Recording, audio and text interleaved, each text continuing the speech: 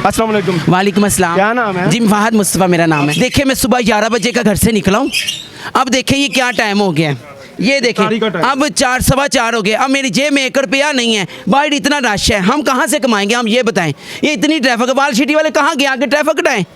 सवा मल के बैठे ने आन बार 14 साल हो गए ने सानू वाल सिटी वाले नसी वाल सिटी वाले को तंग आ गया। मैं रेड़ी लै गया है कल कितने ले जावा रेड़ी? मेरा तो वाल साहब ही नहीं गा। 2006 च मेरे अबू फोत होए ने, अज 20 साल हो गए साडे इन्ने हालात खराब ने। असीं किसी नूं दस कहने अल्लाह पाक तेरे दित्तियां पूरी पैंदी, इंशाल्लाह अल्लाह पाक ही सानू देगा। कल ही कमान वाले मैं कल ही कमान वाला, मैं छोटे छोटे भैन भरा ने। वज़ीर आला पंजाब मरियम नवाज ने मरियम नवाज पैसे दे रही, सानू तो रुपया नहीं दिता। लो फड़ो, ए कौंसलर दा घर जे, ए कैमरा मार बई, कौंसलर दा घर जे, शनाती घर सानू रुपया नहीं मिलिया मरियम नवाज वालों। असी मेरी 32 साल उम्र हो गई है, 3 दफ़ा मरियम नवाज ने मैं वोट पाया, 5-5 साल बाद ही आते हैं ना नवाज शरीफ बनने नूं। लोग कहते रहे मेरे सक्के रिश्तेदार इमरान खान दे नाल सन मलक वकार, असीं कहा नहीं मैनूं नवाज शरीफ पसंद है, मैनूं मरियम नवाज, मैं तो शहबाज शरीफ एडा चंगा लगे कोल होवे ते चुम्मियां लवां मैं।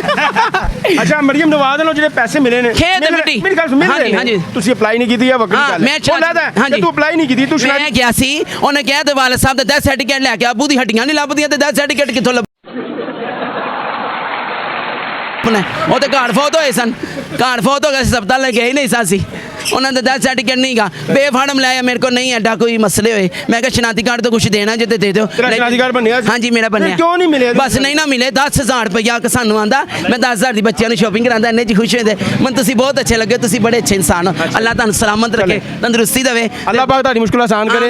और मैडम तुहाडा प्रोग्राम देखे तो मैडम इन्हां दा खुसूसी ख्याल रखना। केड़ी मैडम? बहुत पुराने वज़ीर आला पंजाब मरियम नवाज मैनूं मिले आके, साडा बहुत पुराना कारकुन ने और नून लीग दा वोटर जे। अल्लाह दे हुक्म नाल आने वाले वक्त च नून लीग नूं वोट पावांगे।